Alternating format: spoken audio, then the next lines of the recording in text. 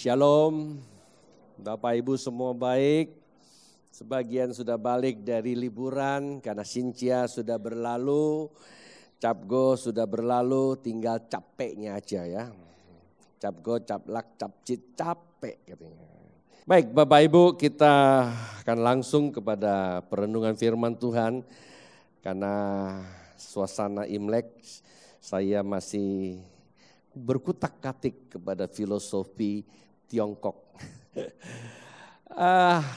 Yang mendasari saya dalam satu pemikiran bahwa hari ini tanggal 12 kalau tidak salah ya, tanggal 12 kayaknya 2 hari lagi sebagian orang barat merayakan ada namanya hari apa?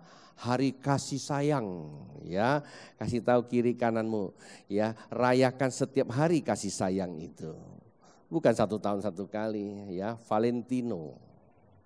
Yang pencetus itu menurut Anda baik enggak? Enggak salah ya, ada filosofi baiknya. Dari mana itu muncul? Tentu setiap orang dapat mengungkapkan isi hatinya. Tentu ada 2. Ketika ia mengungkapkan isi hati ada 2. Ada yang datangnya dari Tuhan, ada yang datang dari hantu. Nah, dari Tuhan dan hantu itu bukan kita lihat hatinya, tetapi kita lihat masuknya, kemudian keluarnya. Karena hati semua baik diciptakan oleh Tuhan. Hati itu merupakan satu wadah seperti komputer. Itu baik diciptakannya, isinya dan hasil perbuatannya.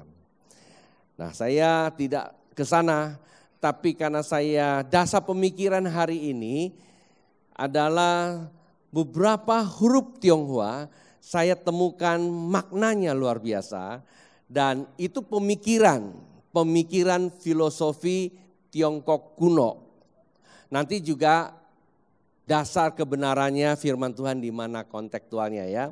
Nah pemikiran ini saya anggap luar biasa. Changji 20 ya abad ke-20 sebelum Masehi. Changji berarti kalau kita tarik sampai hari ini lebih kurang hampir 5.000 tahun.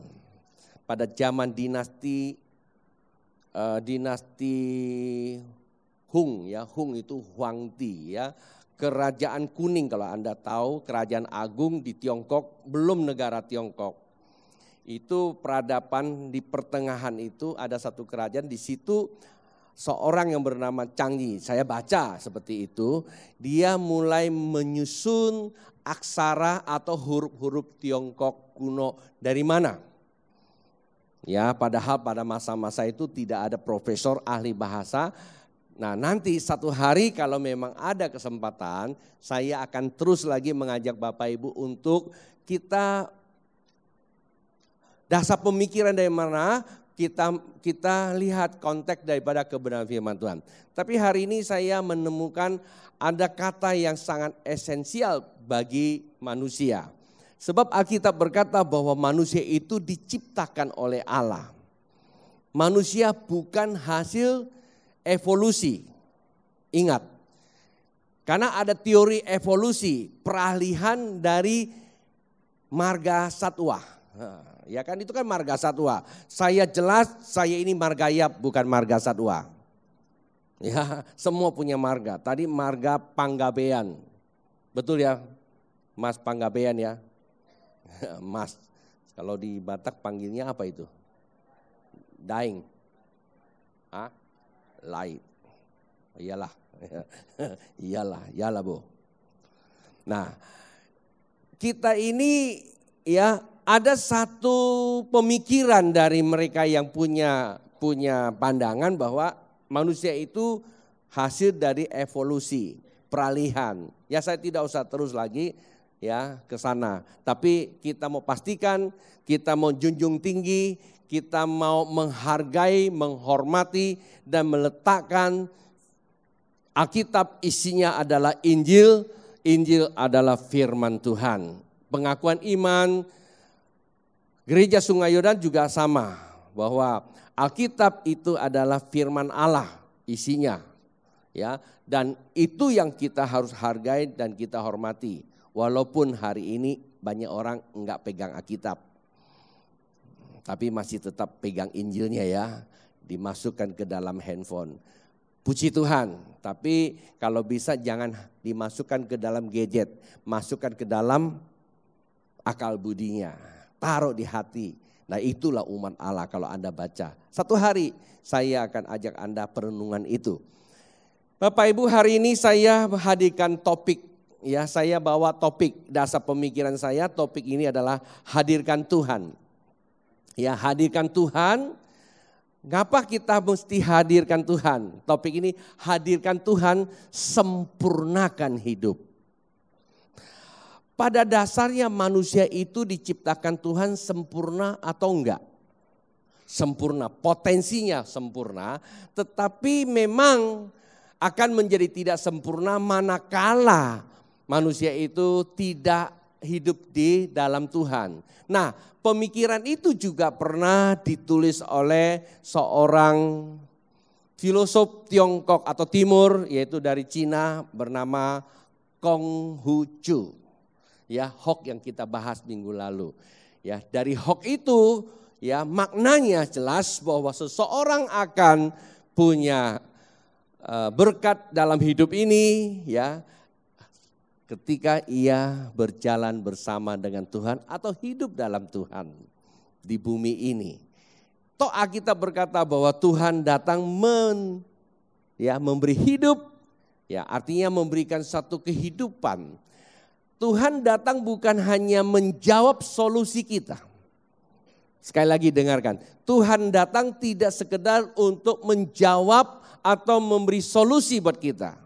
Kalau hanya solusi terlalu banyak, ilmu lain atau kehidupan lain bisa memberikan kita solusi. Tetapi kehadiran Tuhan tidak sekedar memberi solusi, melainkan apa? Transformasi. Nah kata transformasi itu bukan mengubah dari satu keadaan kepada keadaan lain. Tetapi mengubah satu keadaan yang menyerongkan kita, mengembalikan kepada keadaan asalnya. Artinya kita dikembalikan lagi kepada ciptaannya. Dan itu disebut pemulihan. Ya, transformasi kita bersifat pemulihan. Ya, bukan perubahan mengikuti perubahan zaman. Dari kekunoan beralih ke kekinian. Ya, proses perubahan waktu yang begitu cepat, proses pergantian manusianya pun begitu cepat. Sehingga dulu Alkitab mensyaratkan norma kehidupan sesuai Alkitab, yaitu seorang yang disebut suami istri adalah nikah pria dan wanita. Itu kuno katanya. Tapi kalau kekinian boleh saja Akyong nikah dengan Afu. Ini mana-mana sudah muncul tuh ya. Terkadang di tengah gereja juga ada. Beberapa hari yang lalu saya dikagetkan berita TV dan ada tuntutan ke masuk pengadilan, sempat rohaniawan menikahkan. Ya tadi katakan ya dua manusia sejenis. Tapi herannya punya anak, saya nggak tahu dari mana itu anaknya. Istrinya memang wanita, tapi prianya juga wanita. Hidup serumah, punya anak. Kalau wanita punya anak nggak usah heran. Tapi kalau pria punya anak itu yang ajaib. Mengerti ya? Mengerti maksud saya? Nah itu pergeseran waktu. Waktu akan bergeser, keadaan pun akan berubah. Dan perubahan itulah yang dikatakan pembudayaan. Persoalannya Anda mau hidup dalam budaya seperti itu atau kita kembali kepada kebenaran yang sudah memetakkan kita sebagai dasar hidup kita. Nah itu aja, itu sebabnya adanya firman Tuhan. Kita boleh mengikuti jalan hidup atau katakan ini merupakan proses hidup. Itu ada perjalanannya. dan terus akan berganti. Kalau zaman dulu saya sekolah atau zaman dulu kami belajar itu sangat kesulitan. Saya masih ingat ketika saya masuk Pontianak tahun 92,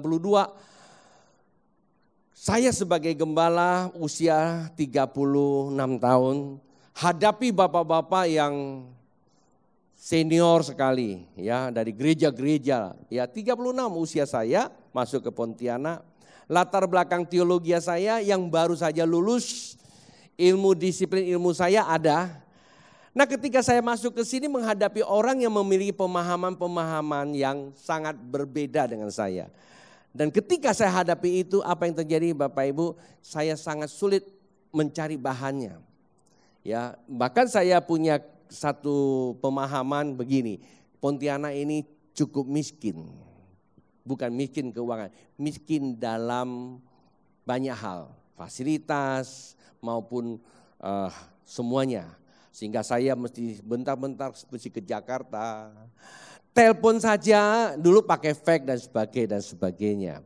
Tapi sekarang coba Anda lihat zaman sekarang. Anda enggak sekolah, Anda bisa belajar jadi profesor. Anda mau bikin bom? Bisa. Ya, bom apa? Untuk bom waktu ya. Atau Anda mau bikin apa saja bisa. Yaitu Mbak Gul, Profesor Gul itu cukup memberikan kita kemampuan. Jadi hari-hari ini ada begitu mudah. Nah yang saya mau buat kita, hati-hati dengan perubahan zaman itu bisa menggeser peradaban kita. Sehingga manakala kita mengikuti perubahan zaman, perubahan segala sesuatu, kita kehilangan jati diri kita. Nah itulah sebabnya topik saya hari ini ada kaitan dengan itu. Hadirkan Tuhan, gunanya untuk apa? Sempurnakan hidup, bilang. Sempurnakan hidup. Nah dasar pemikiran saya dari ada beberapa tulisan Tionghoa bagus. Yang pertama mari kita lihat. Saya coba cari dapatnya yang seperti ini, tapi saya minta anak saya tolong dong. Saya bilang, ini apa sih? Tonton, apa ini ton? Ketapel. Tahu saya sih ketapel ya. Tapi di bawah ada ren ya, manusia ya atau orang. Nah, manusia itu diciptakan oleh siapa? Tuhan pasti ya. Nah, sebenarnya zaman dulu orang ya canggih itu mengambil gambar orang. Saya memang enggak semuanya saya kumpulkan karena dia ingin mendokumentasikan tentang orang itu, ya dia gambarkan orang dalam bentuk namanya apa? Namanya panggraf gitu ya, bentuk barang. Jadi kalau umpamanya pohon ya dibikin pohon ya pakai tandan gitu ya, satu ganti. Kalau pohon beli di pasar dia gambar pasar, manusia yang beli dia gambar. Kemudian diikat jadi satu, dikirim ke Anda begitu lihat barang ini udah tahu tuh ya. Caranya dulu seperti itu komunikasinya, itu 4.000 tahun lalu gak usah dibayangin ya, aneh nanti Anda. Ya, seperti itu, lama-lama kamu perubahan waktu jadi sempurnakan. Nah huruf ini itu mendandakan manusia. Tetapi hebatnya ya dia punya pemikiran, manusia kalau model sendiri itu tidak sempurna. Coba kita lihat lagi, ada huruf keduanya. Saya berharap di sini ada yang bisa mengerti bahasa Tionghoa. Saya ini ya tahu bahasa Tionghoa tapi nggak ngerti. Ya tahu tulisan-tulisannya begini-begini tapi nggak ngerti. Boleh dibuka lagi? Oh di situ malah munculnya ya. Nah sebenarnya huruf ini adalah huruf perubahan aja, perubahan tulisan. Pada dasarnya akarnya sama ya. Kalau kita lihat di tengah-tengah itu disebut apa? People. People itu kan semua apa? Manusia juga kan? Rakyat atau orang juga. Ketika manusia itu ditambah 2 pangkatnya itu ya menjadi 2, itu disebut apa? Perfect, sempurna. Mengerti ya? Ya kita tidak usah tahu pusing, memang begitu tulisannya, saya tahu begitu. Jadi yang kalau manusia ya kata sempurnanya itu di dalam dirinya tidak tunggal, majemuk. Tuhan kita itu tunggal atau majemuk? Kalau saya bilang majemuk banyak dong. Di dalam dirinya Tuhan. itu Tritunggal. Ya, Tritunggal, bukan Tuhan kita tiga. Tuhan itu selalu berbicara apa? Kemajemukan dalam pikiran Tuhan. Jadi tidak berbicara tentang apa? Ketunggalan, artinya kesukuan. Ya, Tuhan gak ciptakan satu agama lah, saya percayalah. Ya, jangan merasa agama yang paling baik di dunia ini yang punya surga, enggak. Ya, itu agama karena apa? Pengamalan kita aja maka jadinya agama. Tuhan hanya menciptakan satu kehidupan. Terus lagi dong. Pelan-pelan ya. Saya berusaha saya selesaikan. Nah, kita buka lagi satu. Ada satu huruf. Nah, ini hurufnya. Ini huruf apa nih? Fu, suami ya. Ya. Chang Fu ya, suami. Tapi sebenarnya ini adalah lebih tepat dikenak apa? Manusia. Ya, Jen, ya sama juga Ren itu. Kalau bahasa Inggrisnya ini man, ya. Ini kalau orang yang ngerti bahasa Mandarinnya ngomongnya lebih pas intonasinya. Kalau saya karena saya ambil saja. Ini huruf ini Ren. Ren itu akarnya sama enggak? Akarnya sama ya manusianya. Hanya manusia mempunyai dua. Ini disebut apa? Disebut fu, suami, pria. Yang bisa jadi suami cuma pria loh. Kasih tahu kiri kanan. Yang bisa jadi suami pria. Tapi perubahan zaman kadang-kadang apa? Karena yang punya duit istri kan. Ya memang sih istri tetap wanita. Tetapi sifatnya dia ambil posisi pria. Dan kalau itu terjadi namanya pemutarbalikan. Jadi ini sudah dasar pemikiran dari Konghucu. Ya, dasar pemikiran Changji, orang-orang dulu Tiongkok kuno ini. Bapak Ibu, nah sebenarnya ini adalah dasar pemikiran yang kita ambil dari filosofi Tiongkok kuno, huruf Tionghoa. Dari kata pria maka ada wanita dan hubungan suami istri. Jadi ingat, di dalam diri manusia sesungguhnya itu tidak tunggal, ada satu energi selalu hidup berdampingan. Ya, berdampingan. Maka Alkitab juga berkata apa? Bahwa manusia tidak baik hidup oleh sendiri. Sebenarnya itu sama. Oleh sebab itu manusia bisa menikah. Karena di dalamnya memang selalu mencari pasangannya. Nah, kita mau lihat ya, kira-kira hari-hari ini pernikahan model apa yang diperlihatkan. Pas kemarin saya lagi bikin ini, saya dapat satu video. Nah, video ini menggambarkan hubungan suami istri. Kira-kira hubungan suami istri ini ada enggak sih di dalam tengah kehidupan kita? Tidak mirip tetapi spiritnya. Coba boleh diputarkan enggak video ini?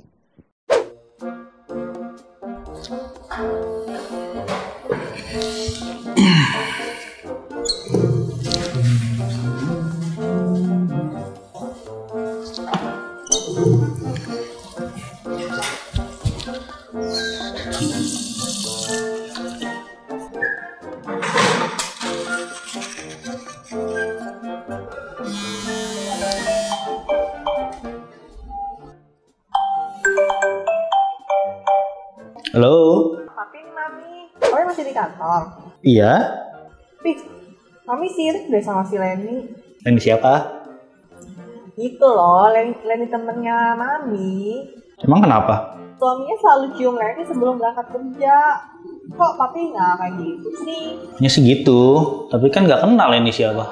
Ih, Papi nyebelin banget sih. Awas ya nanti kalau di rumah Mami pas jatah. Oh ya, Pih, Mami lagi di rumah Lenny nih. Tahu nggak, masa si Lenny nunjukin tas barunya gitu yang sama sekali. Model bagus banget sih, Mami pengen deh. Boleh beli nggak? Berapa harganya? Murah sih, harganya cuma 100 juta. Soalnya kan itu Lenny beli toko langganannya. Nah kalau nggak diskon itu harganya tahu nggak berapa? 175 juta. Makanya Mami tuh mau beli sekarang biar si Lenny temenin Mami ke sana. Oh ya udah, kalau suka beli aja. Yeay, makasih ya Pi. Oh iya, tadi Mami juga mampir sih kayak ke dealer mobil gitu. Terus Mami udah pincut sama Jeep Wrangler unicornnya. Emang harganya berapa? Spesial deh sama si salesnya. Beli yuk, Pi. Kan Papi dari dulu pengen banget gak sih Jeep itu. Terus kalau Papi naik itu tuh kayak jadi makin maco gitu. Kan gak, Pi? Emang dikasih harga berapa? Itu kawan aku MT. Ya udah, boleh. Udah dulu ya. Nanti sebenarnya ada lagi sih. Kenapa? Yang ini mungkin agak berlebihan sih, Pi. Tapi jangan marah ya. Jadi kan tadi Mami kan iseng lewat depan rumah yang kita lihat tahun lalu. Terus tau nggak, ternyata lagi dijual. Terus kami iseng deh masuk ke dalamnya. Aduh, jadi keren banget loh. Terus kami jadi kayak ada Japanese gardennya. Terus tau nggak sih, udah ada bunga lo di atas kolam koi gitu, Pi. Keren banget ya, kayaknya deh Mami sih. Buka harga berapa? Kayaknya mereka lagi kepepet deh, Pi. Masa rumah di jalan utama gitu dia cuma 20 yang penting temen Papi masih tutup kan. Ya udah ambil Gi. Tapi tawa ya, kali aja 16 M mau. Oke, Adi Sweetie. Papi baik banget deh. Makasih, Papi. Love you. Istrinya ya mas. Bukan. Minta apa aja nih? Bukan. Pasti sih. Bukan juga. Lah, terus siapa? Nggak tahu, handphone nemu.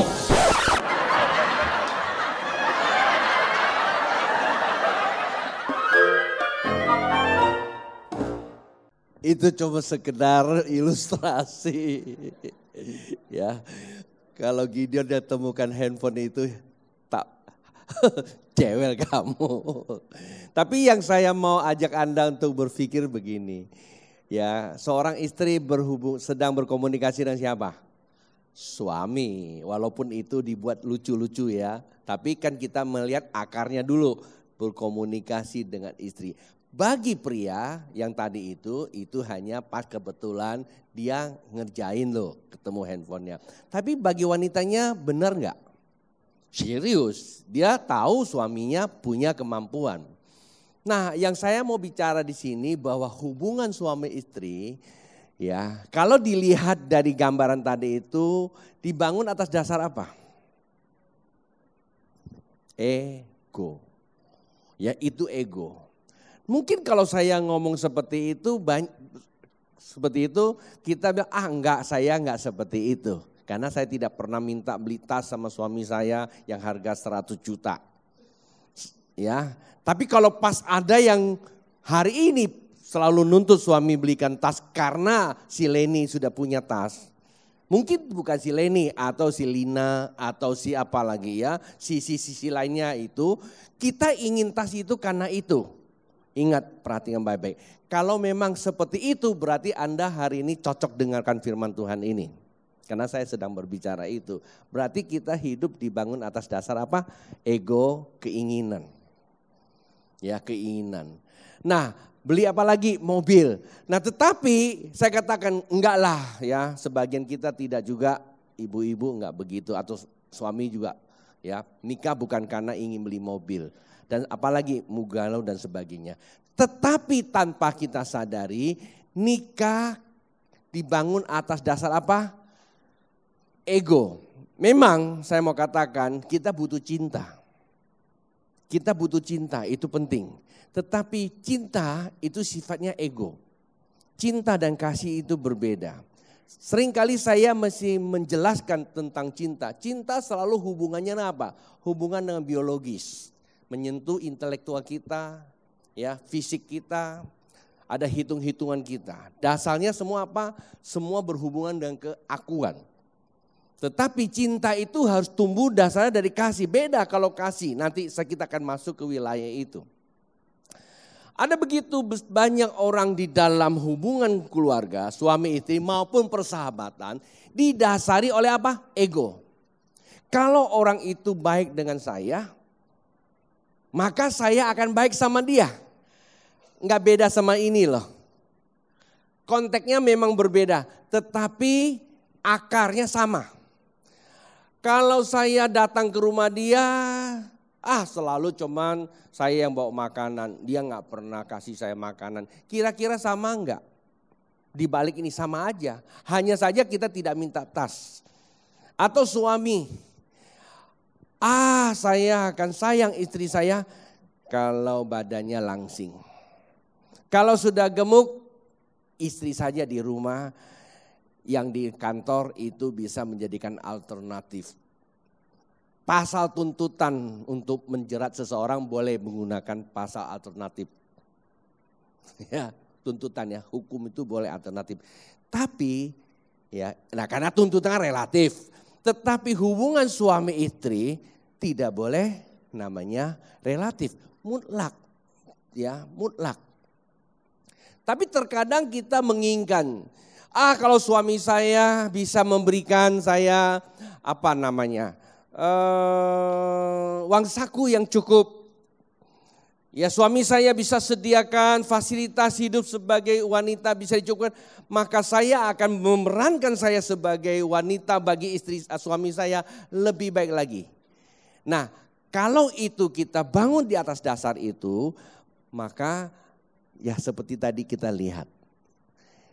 Dan itu dia masukkan kategori manusia yang tadi. Kalau masuk ke akal pemikiran canggih, jennya itu tunggal. Jen yang benar itu perfect, itu selalu dalam hatinya ada namanya apa? Majemuk. Nah kita lihat sekarang pemikiran Alkitab. Keluar dari itu pemikiran Alkitabnya apa? Pemikiran Alkitabnya, nah ini.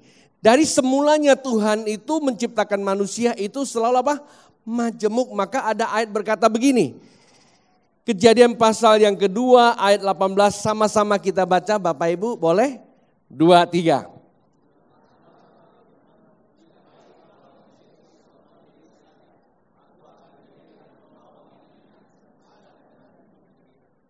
Nah, karena Tuhan menginginkan manusia di bumi ini bukan hidup tunggal selesai.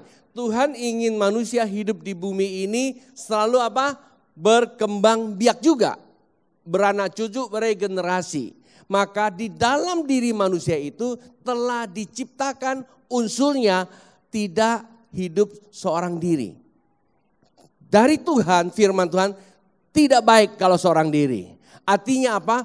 Kalau hidupmu bergantung kepada sifat kemanusiaan, daging manusia yang ego, maka kita berkata apa? Tidak baik, tidak sempurna. Pemikiran Tionghoa juga mengatakan kalau sendiri tidak baik. Kasih tahu kiri kananmu. Kalau hidup ego itu nggak baik loh. Suami istri kalau ego juga nggak baik, walaupun sudah suami istri. Nah, Tuhan inginkan kita itu punya hasrat dalam hati kita seperti gambar yang diperlihatkan majemuk. Tetapi majemuk modelnya gimana? Tidak ada ayat dari Tuhan mengatakan seperti ini. Mari kita baca di Matius pasal yang kelima ayat yang ke-48. Ayat ini bisa menolong kita di dalam mendisiplinkan hidup kita.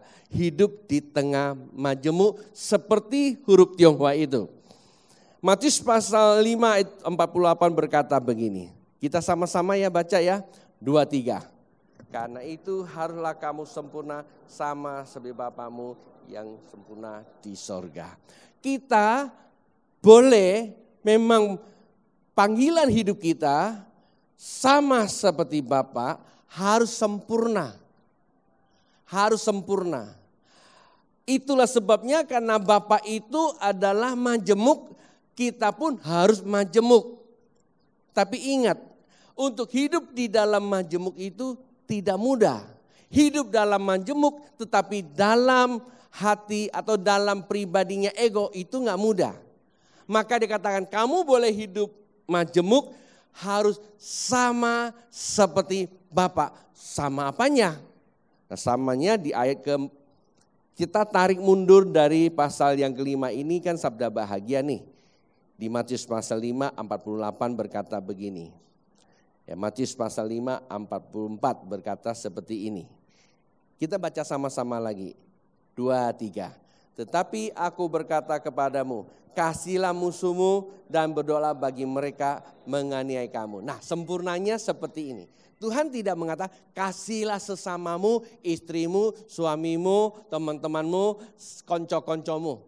Walaupun hukumnya memang itu. Tetapi kenapa kata kesempurnaan itu Tuhan minta kita mengasihi musuh kita. Kalau kita menggunakan standar manusiawi kita, kalau bicara ego, maka setiap orang di tengah kita itu bisa menjadi apa? Musuh. Ngerti enggak? Kalau ego kan selalu bertolak belakang.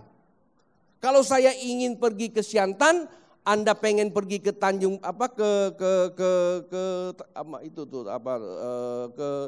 ke Imam Bonjol, bukan Imam Bonjol, ke Sungai Raya. Ketika kita berpikir saya mau ke Siantan karena ego saya, Anda mau pergi ke Sungai Raya, itu sudah mempunyai dua pandangan. Ya, masing-masing punya egonya kan. Tetapi ketika kita mempertahankan egonya, bisa jadi musuh enggak? Konflik itu muncul selalu itu. Oh, hari ini kita lihat ada 1, ada 2, ada 3. Tidak salah saya kasih Anda lihat, ya di kota kita loh maksud saya ya. Saya tidak bicara yang di Jakarta. Ketika Anda masuk ke salah satu dan itu menjadi keputusan Anda, itu hak Anda. Tetapi ketika Anda memaksakan orang mengikuti Anda, sementara dia juga punya kehendak, bukankah itu tercipta namanya apa? Konflik. Tumbuhnya apa? Tumbuhnya permusuhan. Nah, yang jadi persoalannya itu kalau kita masih bisa mengaku kita anak Tuhan, punya kebenaran, tapi kita punya permusuhan. Perbedaan itu indah. Tetapi kalau kita memaksakan orang terjadi sebuah permusuhan, itu namanya apa? Tidak sempurna. Maka manusia hidup dengan keegoannya bukanlah sama seperti Tuhan. Tuhan ingin kita sama seperti Dia. Nah, untuk itulah Tuhan menaruh apa? Firman-Nya. Firman Tuhan adalah apa? Ayo kita kembali hari Jumat kita udah belajar. Dasar firman Tuhan adalah kasih. Ketika Tuhan berfirman manusia tidak baik hidup sesungguhnya dasarnya adalah kasih. Kasihnya apa? Ditujukan kepada orang yang berbeda pandangan sama kamu. Barulah kamu bisa hidup berdampingan dengan dia. Artinya kalau rumah tangga dibangun atas dasar apa? Atas dasar bukan lagi bentuk tubuhnya. Bukan lagi bentuk kantongnya. Bukan lagi bentuk keadaan dan keberadaannya. Tetapi bentuk apa yang dijalankannya, hatinya. Nah, kita lihat lagi ayatnya. Karena kata kesempurnanya itu mengasihi musuh. Bilang sama kiri kananmu, kalau kamu sempurna, kasihilah musuhmu. Pak, kalau kasih bapak saya yang kasih duit sih, saya bisa lah. Tapi orang yang satu ini, saya kalau lihat dia aja suesani, Babe boleh khotbah apa saja, tapi terhadap dia satu ini belum ada urapan. Ya, kalau Anda berkata seperti itu, ya saya hanya berkata Anda belum sempurna sama seperti Bapak itu sempurna. Bisa mengerti Bapak Ibu? Nah, ayat ini berkata begini saudaraku di ayat 45-nya. Kita baca lagi 45-nya. 2-3. Karena dengan demikian kamu menjadi anak-anak Bapakmu yang di sorga, yang menerbitkan matahari bagi orang-orang yang jahat dan orang yang baik, dan menurunkan hujan bagi orang yang benar dan orang yang tidak benar. Kalau membaca ayat ini dengan terminologi tentang Bapa itu sempurna, kita lihat hari-hari ini muncul di permukaan manusia yang sebegitu gampang mengklaim dirinya paling benar, menolak satu sama lain, bahkan punya niat untuk membinasakan satu sama lain. Menurut Anda apakah orang itu adalah orang yang berketuhanan? Halo, ini didengar loh seluruh dunia loh. Saya mau berkata orang itu tidak berketuhanan. Nah, Yang saya tahu dalam terminologi teologi saya cuma dua, Tuhan dan hantu. Apapun Anda punya dasar agama, kalau Anda masih punya niat untuk menghendaki seseorang dengan pola pikirmu, saya khawatir. Paham gak? Saya mengajarkan ini untuk secara global. Kepada keluarga juga sama. Ketika perjumpaan kita ini merupakan sebuah kesepakatan, diolekarnakan apa? Pemahaman. Tetapi satu hari muncul ada satu pergeseran waktu, pemahamannya berbeda, bisa terjadi ya? Bisa terjadi. Tetapi kalau kita perbedaan pemahaman lalu mengharuskan kita berpisah, bisa terjadi nggak? Bisa terjadi. Tetapi manakala perpisahan kita itu dikarenakan ada konflik dan kekecewaan yang mendalam, dan itu menandakan kita ini bukan anak ilahi. Sebab itu hari ini saya berkata, hadirkan Tuhan, sempurnakan hidupmu. Sama-sama, hadirkan Tuhan, sempurnakan hidupmu. Apa yang dihadirkan Bapak Ibu? Kita lihat. Nah, Tuhan hadir, sifat Tuhan itu selalu hadir dengan apa? Disiplin. Tuhan itu sifatnya kasih, tetapi reaksi dari kasih itu sifatnya disiplin. Ada orang karena mengasihi tetapi sifatnya apa? Meracuni. Karena mengasihi, udahlah karena begini. Nggak bisa. Kasih bentuknya selalu disiplin. Kata disiplin itu apa? Kata disiplin itu kita ingat dalam bahasa Yunaninya, kata disiplin itu adalah memuridkan. Ya, disiplin, discipling. Artinya apa? Memuridkan. Kalau ayah kita menegur kita karena kita duduknya salah, itu artinya apa? Kita sedang dimuridkan. Memang tidak enak. Tetapi dimuridkan biasanya apa? Menimbulkan rasa tidak enak. Rasa tidak enak itu yang menjadi dasar hidup kita, itu akan timbul konflik. Saya senang kemarin berdebat. Saya pinjam aja, debat dimakan kamu tidak tahu, TV selalu ada. Manakala pemerintah ingin membuat masyarakat hidupnya damai, aman, tentram, sehat, pasti harus ada tindakan. Walaupun terkadang kita harus berhadapan dengan apa? Satu perubahan bentuk kultur. Katakanlah Sungai Kapuas ini nggak boleh ditinggali karena bahaya, seringkali banjir. Dan itu harus dikosongkan jarak sekian. Jangan anggap saya lagi kampanye lo ya. Sehingga pemerintah menghendaki kalian harus mundur untuk memberikan apa? Ruang keamanan dan kenyamanan. Dan tentu tidak ada namanya penggusuran serta-merta kan, dipindahkan ke satu tempat. Saya mau tanya, tujuan memindahkannya benar enggak? Pindahkannya benar enggak? Anda di sini bahaya, dipindahkan ke satu tempat, benar enggak? Tujuannya benar, kenapa? Jangan-jangan nanti kamu hanyut Sungai Kapuas. Tapi tindakannya baik enggak? Halo?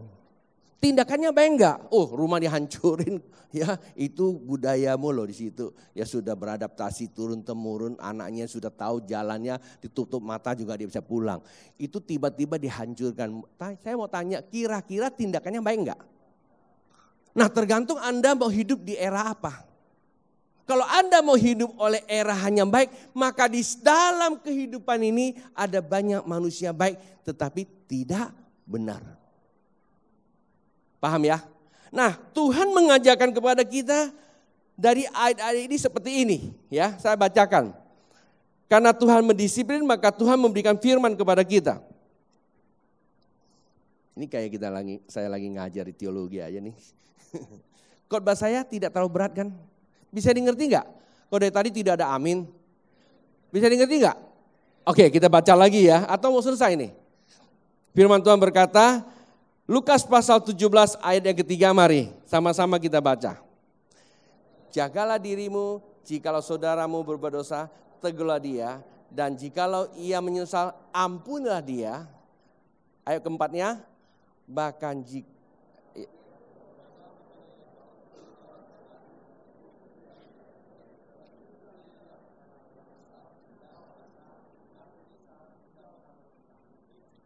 saya ambil contoh, Bapak Ibu tolong perhatikan.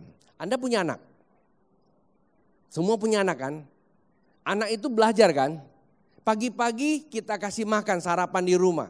Lalu kita pesan sama dia, nak nanti di sekolah jam istirahat minum ya. Dan beli apa? Bakso ya, jajan ya untuk siang ya. Itu pesan kan? Betul nggak?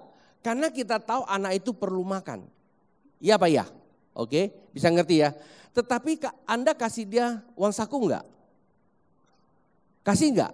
Kalau ada orang tua, nah nanti makan siang ya supaya jangan masuk angin, lalu enggak kasih uang. Nah orang tua itu perlu ikut seminar keluarga bahagia. Oh ya dong, ini keluarga apa namanya?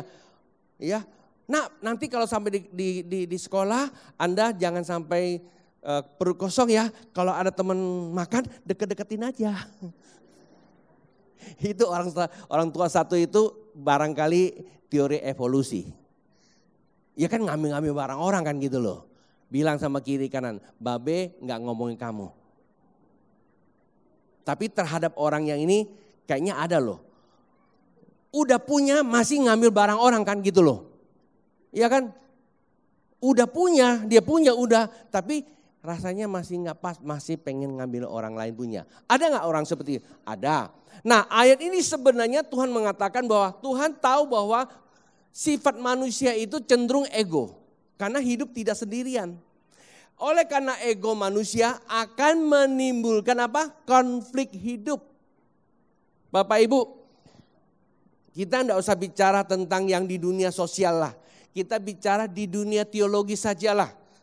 Melayani sajalah. Menurut Anda ada nggak konflik di dalam diri Anda? Coba ini yang di PW, ada nggak? Kadang-kala musik aja kita bisa ribut, ya Pak ya. Saya pikir itu manusiawi kok. Tetapi manakala kalau keributan itu, konflik itu menjadi akar, ingat akar itu akan tumbuh apa? Kepahitan. Kepahitan akan membuahkan apa? Dosa. Dan itu yang tidak sempurna kata Alkitab. Itulah sebabnya Tuhan bilang, ampunilah. Nah kata pengampunan itu firman Tuhan bilang. Kata pengampunan itu adalah firman Tuhan. Lalu responnya muridnya apa?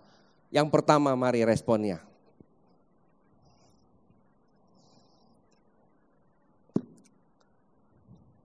Ya ini penegasan saya. Ya penegasannya sama-sama aja kita baca. 2, 3. Keegoisan manusia merupakan sifat yang diketahui oleh Tuhan. Dari semula sehingga manusia diciptakan sesuai dengan gambarnya, yaitu kasih. Supaya manusia dapat berelasi dalam kasih. Maka ada kata apa? Ampuni. Nah untuk mengampuni yang pertama mari Anda lihat apa kata Alkitab. Kasih memerlukan apa? Bilang, kasih memerlukan iman. Mengapa gereja sulit mereproduksi kasih?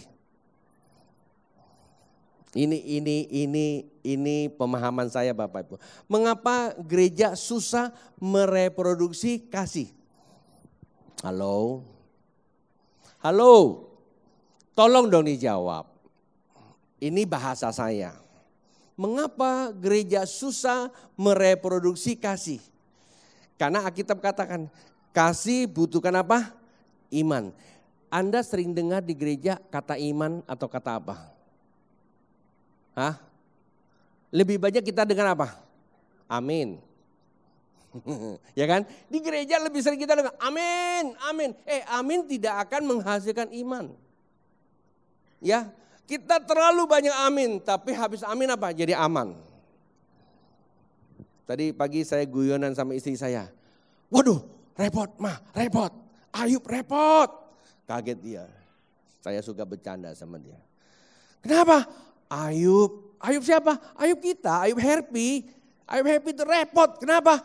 Hari ini saya dengar berita di TV, di mana-mana harus menggunakan apa? Pemilu harus dengan apa? Aman. Ya. Ada 120 titik pemilihan umum, pilkada, harus pilkada dengan apa? Aman. Sementara Ayub dan Happy punya satu amannya. Itu intermezzo aja ya supaya yang tegang. Nah Bapak Ibu, kita kembali lagi ke Alkitab. Itulah sebabnya Alkitab katakan begini, ya, ketika Tuhan bilang, ampunilah sesama, kita sama. Tuhan itu mendisiplin kita, Tuhan memberikan perintah buat kita mendisiplin. Kita bisa nggak mengampuni satu sama lain? Bisa nggak? Nggak bisa, kalau bisa memang hidup kita sudah sempurna. Kita nggak bisa. Maka itu ayat ini muncul di Lukas 17 ayatnya ke-5 berkata begini. Yuk kita sama-sama baca lagi. 2, 3. Nah, iman itu bukan usahamu. Bilang sama kiri. Iman itu bukan usahamu. Iman itu bukan usahamu. Maka murid-murid tahu, ya kalau gitu Tuhan tambahkan kami iman. Artinya apa? Iman yang memiliki kekuatan kasih. Oke, lalu apa jawab Tuhan? Di ayat ke-6-nya, mari sama-sama baca. 2, 3.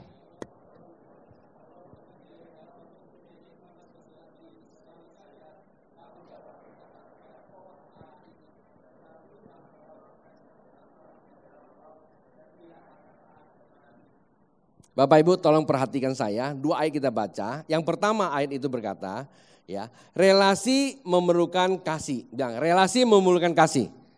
Relasi memerlukan kasih. Sedangkan kasih memerlukan apa? Iman. Iman tumbuh dari apa? Kebenaran. Kebenaran adalah firman Allah. Nah, ketika di dalam diri kita ada firman Allah, maka di situ ada kuasa ilahi. Pagi tadi saya senang di dalam satu talk show. Hadir moderator dan Bu Megawati.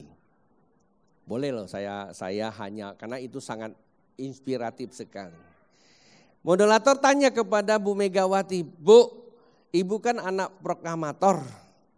Presiden pertama Soekarno. Dan itu menjadi orang yang harus kita hormati. Dan pikiran-pikirannya sangat menjadi apa? Inspiratif bagi bangsa-bangsa. Dengan pikiran yang pertama tahun 55 kita ingat namanya AA. Bukan AA dari itu loh ya, dari ulama loh ya. AA itu namanya Asia Afrika. Hasil dari situ munculnya apa? Ada non-blok. Itu kan berarti pikiran seorang presiden seperti itu bisa menjadi apa? Inspiratif bagi bangsa-bangsa. Hebat enggak? Hebat. Lalu hari-hari ini banyak muncul orang menggunakan gaya siapa? Mau jadi presiden gayanya apa? Soekarno, dia enggak gaya saya. Kalau jadi saya cocok jadi pendeta kali ya. Pakaian bajunya baju siapa? Soekarno. Kopiahnya kopiah Soekarno. Bahkan bahasanya. Saudara-saudara, saya juga gak ngerti kenapa mesti begini saudara-saudaranya. Barangkali ada tujuannya. Ya, gaya bahasanya, intonasinya sama. Terus ditanya sama modulator, "Bu, menurut Ibu kira-kira seperti itu bisa enggak menelorkan atau melahirkan kesukarnoan bagi generasi?" Kalau saja dengan gaya, dengan bahasa itu bisa, berarti kita sudah banyak orang-orang yang hebat di Indonesia ini. Lalu gimana? Kita bisa niru gaya Soekarno, tapi kita tidak akan menjadikan kita pola tindakan kita, sifat kita Soekarno, karena kita belum menaruhkan apa? Pikiran Soekarno dalam pikiran kita. Ketika bahasa itu saya bilang ini Alkitabiah juga dong. Pikiran seorang Ibu Megawati dan itu pikiran Alkitab. Kita akan bisa menjadikan diri kita anak Tuhan, orang Kristen. Gampang. Datang ke gereja kita sudah jadi Kristen kok. Kita dibaptis sudah jadi Kristen kok. Tetapi kekristenan itu tidak akan menjadikan kita sempurna manakala kita tidak menaruhkan pikiran Kristus ke dalam akal budi kita. Itulah sebabnya Tuhan katakan untuk relasi kita perlu naruhkan firman-Nya ke dalam diri kita. Pertanyaannya, apakah Anda sudah punya firman atau belum? Yang kedua, ya tadi dari pembacaannya. Mari sama-sama kita baca lagi. 2, 3.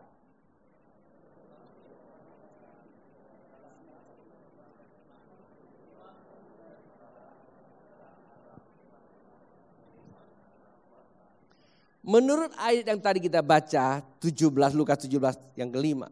Ya, ayat kelima, kasih itu tidak diukur dengan berapa besar. Iman itu tidak diukur dengan berapa besarnya. Tuhan tambahkan dong iman. Tuhan jawab, bukan diukur seberapa besarnya. Ketika kamu percaya Yesus, kamu udah diselamatkan belum? Kalau sudah diselamatkan berarti dalam diri kamu udah ada firman belum? Halo, ketika kamu percaya Yesus, pertanyaan saya, ini mungkin salah pertanyaan. Pertanyaan saya, siapa yang yakin bahwa dia sudah selamat? Nggak yakin ya? Siapa yang sudah selamat? Anda kalau nanti mati masuk surga enggak? Berarti yakin dong. Dari mana Anda yakin? Percaya firman Tuhan. Berarti sudah ada firman Tuhan. Kenapa kamu percaya? Karena kamu sudah punya iman. Ya kan? Nah kalau kamu sudah punya iman, Alkitab katakan enggak perlu lagi kamu minta tambahan. Just do it. Iman itu lakukan saja. Artinya apa? Ketika kamu percaya bahwa kamu percaya Yesus, kamu diselamatkan, maka kamu percaya saja, lakukan saja. Lakukan saja kata Alkitab. Ketika engkau memerintahkan gunung ini pindah, maka pindah. Tidak diukur berapa besar imannya. Tetapi diukur kamu mau taati enggak. Bapak Ibu, hari-hari ini kan kita susah melihat orang yang ngaku percaya Yesus tapi enggak lakukan firman Tuhan. Karena yang bisa menyelamatkan kita itu adalah firman Tuhan. Yang terakhir, yang kedua. Imam memerlukan apa? Perbuatan. Ini kayaknya hari Jumat saya sudah bagikan. Bilang iman memerlukan apa? Perbuatan. Pemusik boleh maju ke atas karena kita mau mengakhirinya setelah saya sampaikan beberapa butiran ini. Yakobus pasal 2 ayat 14 berkata seperti ini. Mari sama-sama kita baca. 2, 3.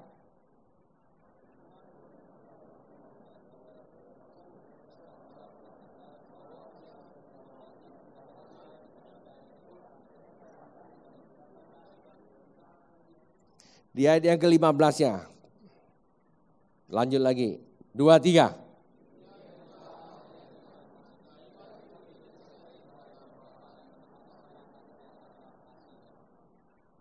Iman itu hidup.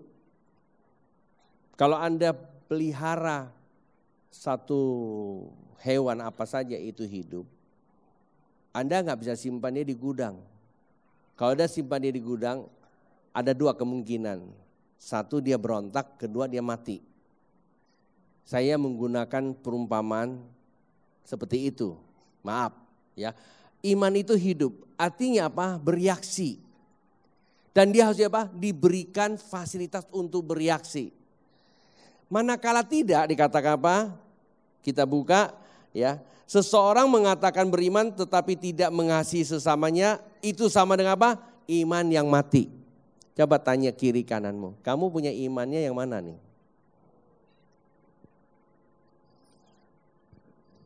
Coba kita survei ya, kita survei. Kata survei itu saya menggunakan randomnya adalah Alkitab tentunya. Survei kan itu random kan, ambil Alkitab itu untuk menguji. Kita itu ada di mana sih? Nah ini ayat yang terakhir.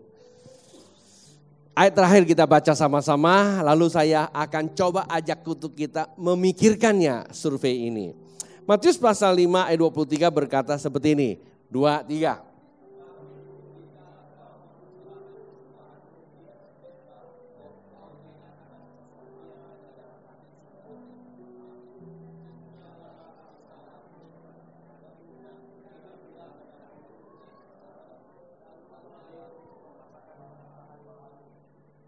Alkitab berkata apa? Yang pertama, jikalau kita ingin beribadah. Kalau di sini mengaitkan apa? Dalam penegasan firman Tuhan, manakala engkau ingin mempersembahkan sesuatu kepada Tuhan, mengapa Alkitab selalu mencatat mempersembahkan, tidak berbicara tentang mari kita menyembah Tuhan. Nah, menyembah Tuhan itu hanya gereja kekinian. Hari-hari ini kita lebih suka menyembah Tuhan, ya hanya menyembah Tuhan itu ya dengan nyanyian-nyanyian. Salah nggak? Nggak salah. Tetapi pada saat waktu kita mengatakan saya mau menyembah Tuhan, jangan lupa kebenarannya itu adalah mempersembahkan. Mempersembahkan apa? Mempersembahkan hidup. Yang dipersembahkan apa? Mempersembahkan hidup manakala kita membawa suatu kebencian. Tidak bisa berdamai dengan seseorang. Sesungguhnya kita bukan sedang datang untuk mempersembahkan. Kita sedang mempernyebalkan. Paham gak Bapak Ibu? Kalau kita ingin datang untuk menyembah Tuhan, itu mempersembahkan hidup kita, ada nyanyiannya. Persembahkanlah tubuh kita yang sebagai persembahan yang hidup. Itu merupakan apa? Ibadah yang sejati kalau Anda baca. Dari sanalah kita akan memperoleh suatu transformasi, bukan solusi saja. Transformasi apa? Transformasi mindset kita. Di ayat pertama, persembahkanlah tubuhmu, Roma 12 ya. Persembahkan tubuhmu sebagai persembahan hidup. Kalau engkau temukan dalam dirimu masih ada yang tidak beres, tolong bereskan dulu. Kalau di dalam perjanjian lama kita menjumpai ada orang datang mempersembahkan sesuatu tidak layak, langsung mati. Terus kita pikir kita hidup dalam kasih karunia, tidak ada lagi kematian. Saya mau katakan tolong dicatat baik-baik. Kematian fisik lebih baik daripada kematian roh. Sebab orang yang kematian fisik jelas kita laksanakan penghiburan lalu kita kubur. Selesai itu. Tetapi kalau kematian roh itu sangat amat berbahaya. Dia akan mempermalukan nama Tuhan dan dia akan mempermalukan nilai-nilai kehidupan manusia. Paham enggak? Apakah itu sudah dihapus? Tidak. Maka itu jangan coba-coba datang kepada Tuhan kita membawa. Karena ini kita perjanjian baru. Jangan membawa kotoran. Datang dengan hati yang tulus. Kita persembahkanlah tubuhmu yang kudus. Dan itu adalah persembahan yang hidup. Apa kata Alkitab? Karena ini menjadi khotbah seri saya di minggu-minggu berikutnya. Itulah ibadah yang sejati. Ibadah yang sejati itu menghasilkan ke ayat yang kedua Roma 12 itu. Ibadah yang sejati itu bukan saja memberikan kita solusi hidup kita. Sehingga kita yang tadinya susah di dalam usaha tiba-tiba diberkati. Tidak hanya itu. Kalau itu saudara bisa datang ke gunung sana gunung sini. Terlalu banyak gunung yang bisa kita datangin untuk minta berkah. Bapak Ibu bukan itu. Tetapi bukan sekedar solusi yang diberikan. Tetapi apa? Transformasi mindset kita. Maka Alkitab apa? Engkau akan mengerti kehendak Allah. Kehendak Allah yang mana? Kehendak Allah yang mana? Kembali lagi kepada apa tema kita. Hadirkan Allah, sempurnakan hidupmu. Ada begitu banyak orang hanya mengerti kehendak Allah yang baik. Anda bisa nyanyi, bisa melayani itu baik. Anda bisa membawa jiwa datang kepada Tuhan, Anda sudah berkenan. Tetapi kalau Anda belum mengubah hidupmu menjadi perubahan bagi orang lain, itu namanya belum sempurna. Maaf ya, aku pakai contoh Anda, termasuk Anda yang lain ini. Mengapa? Karena kita datang kepada Tuhan masih bawa manusia rennya. Ren yang pertama, ego. Yang sempurna adalah di hati kita punya ren yang lain. Suami istri, ingat ada ren yang lain, yaitu istrimu. Hei istri, ada ren yang lain, suamimu. Jangan kita cuma hanya hidup bahagia saat kita melamar dan pernikahan di malam pertama. Rasanya dunia milik kita. Tapi kita akan merasa bahaya sekarang kalau sudah 30 atau 40 tahun nikah. Saya dengan nikah saya sudah hampir 40 tahun. Kayaknya buat saya kalau cerita sudah punya modal. Biasanya kalau nikah di atas seperti itu bahayanya muncul. Apalagi memasuki usia seperti ini, hadirnya cucu dan hadirnya anak, menantu dan cucu itu jauh lebih bahaya. Kenapa? Perhatian kita nggak mungkin lagi hanya berdua, pasti kepada yang lain. Apalagi kita masih punya budaya puhau ise. Tetangga punya tiam kue, kok kita cuma beli apa? Kacang goreng aja. Sekarang sudah nggak pakai tiam kue lagi, kue lapis. Kue lapis juga mesti impor dari Singapura. Nanti seperti yang tadi bilang gini, Pi, Leni baru beli tas, masa lu kasih gua besekan? Kesempurnaan itu akan muncul manakala kita bisa menerima kehadiran seseorang di tengah-tengah kita. Walaupun dia berubah, hati kita tidak berubah. Mari bangkit berdiri.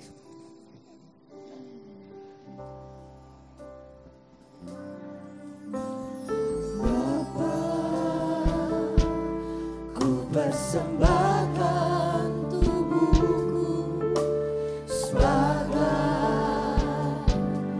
persembahan yang hidup, kudus, yang berkenan padamu, sebagai ibadah yang sejati.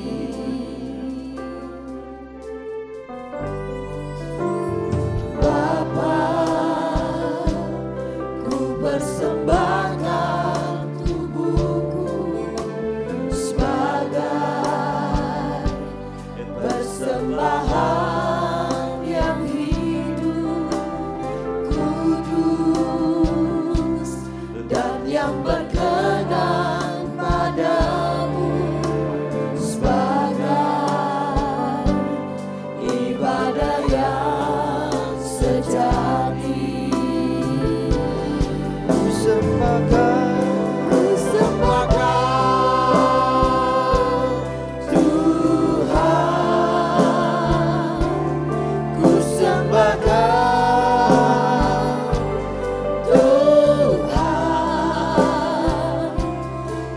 Serahkan hidupku kepadamu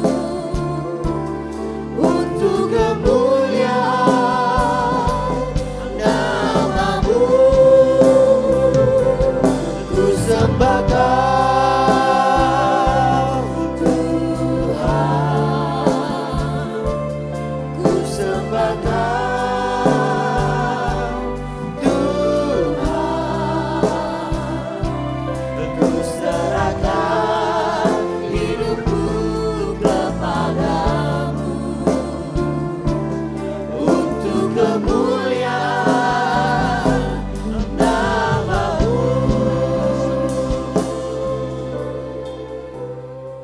mainkan pujian.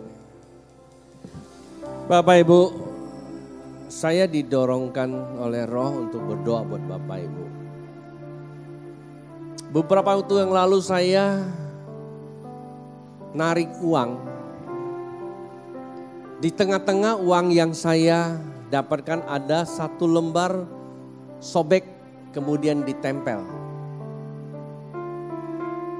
Uangnya uang besar 100.000, nilainya besar, tapi sobek. Sewaktu saya mau bayar, saya pergunakan ditolak. Di mana-mana ditolak. Terus saya bilang kan lengkap. Semuanya ada tapi ditolak. Oke, saya tidak usah teruskan. Itulah kejadiannya. Apa maknanya? Firman Tuhan tidak sekedar hanya memberi solusi. Kita merasa bangga hidup ini ada begitu banyak persoalan, seakan-akan itu pertolongan Tuhan sudah dapat solusi. Kita minta ini dapat, ini solusi Tuhan. Ingat, kebenaran tidak hanya datang untuk beri solusi, tapi transformasi. Ada begitu banyak orang ingin solusinya, tetapi menolak transformasinya. Kalau engkau doakan buat saya, diberkati is okay. Tapi kalau minta saya berubah, saya aminkan. Tapi pertanyaannya, apakah kita laksanakan? Ketika kita aminkan, kita tidak melaksanakan, sesungguhnya kita telah mematikan diri kita menghadirkan Tuhan dalam hidup kita. Bapak Ibu, sepertinya hari-hari ini Tuhan berbicara sama kita, ingin menampilkan jemaatnya yang utuh, tak bercacat celah. Saya tidak punya bahasa yang paling baik sebab karena itulah saya. Tapi saya hanya mau menyampaikan prinsip firman Tuhan dan makna kebenarannya. Manakala Bapak Ibu hari ini dalam hidupmu ada begitu banyak solusi, tapi Anda tidak mau mentransformasikan diri. Keagamaan itu menjadi tradisi saja, datang pergi, hadir sesuka hati. Anda buat apa saja sesuka hatimu.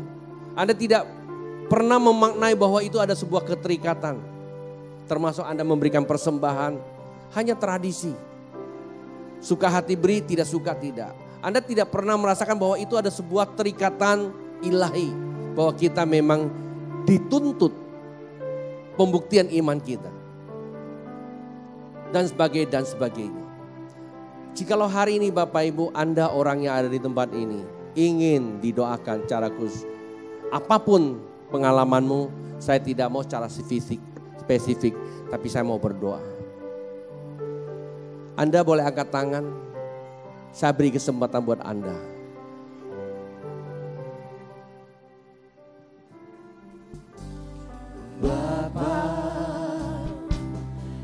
Buat Anda yang lambaikan tangan, Anda mau maju ke depan sini, silakan. Persembahkan yang hidup, kudus dan yang berkenan padamu sebagai ibadah yang sejati.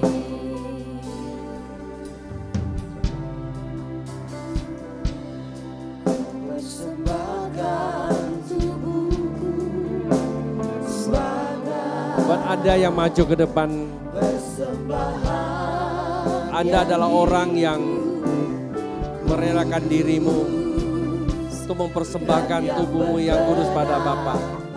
Datanglah kepada Dia. Dan kami akan berdoa buat Anda. Tidak sekali-kali Tuhan tinggalkan Anda, sejengkal pun tidak. Dan saya akan berdoa, saya minta staf-staf saya, tolong dekati mereka.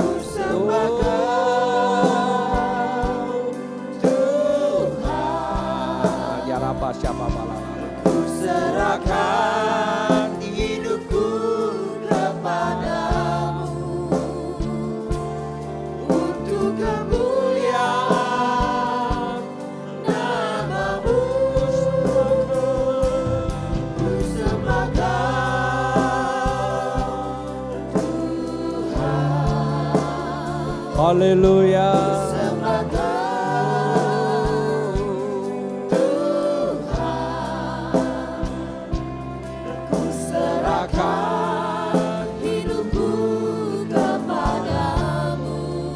Buat Anda yang ada di depan, tangannya diangkat.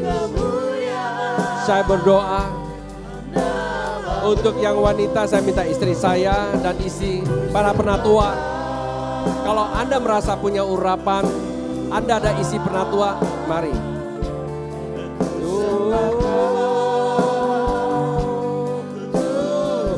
Dan para pendeta untuk yang pria.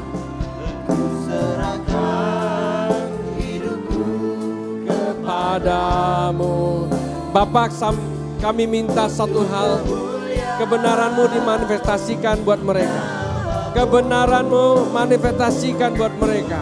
Di dalam nama Yesus. Di dalam nama Yesus.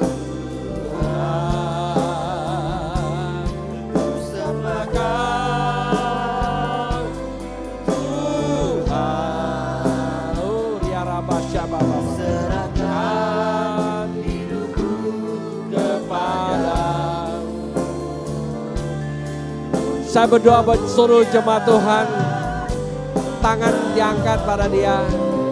Saya tidak tahu apa yang menjadi pergulamu, tapi jangan lupa, Tuhan lebih memperhatikan Anda dibandingkan saya memperhatikan Anda.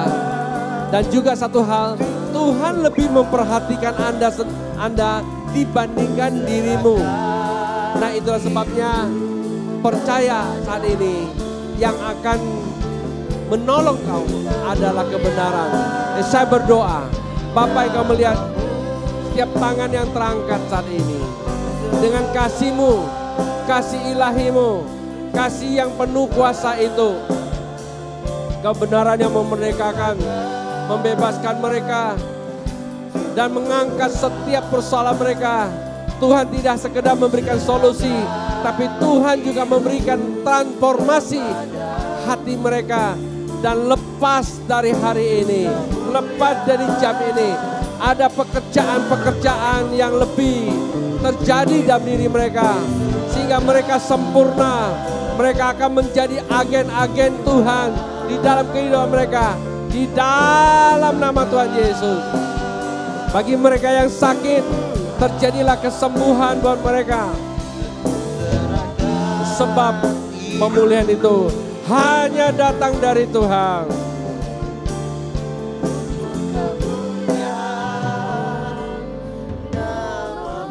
Mari kedua tangan terangkat, kita akan kembali. Jemaat Tuhan yang dikasihi Tuhan dan saya kasih, ibadah sudah selesai. Anda pulang membawa damai sejahtera dari surga Bapak, maupun juga damai sejahtera dari Anak maupun Roh Kudus, dan apa yang engkau berikan kepada Tuhan karena engkau mengerti bahwa engkau telah dimeteraikan sehingga imanmu membutuhkan pertumbuhan. Liwat tindakanmu di dalam memberi persembahan, maka orang yang percaya yang menggambarkan gambar Allah di dalam hidupnya, diberkatilah engkau dari tempat ini membawa Anda sampai Yesus datang kedua kali. Yang percaya katakan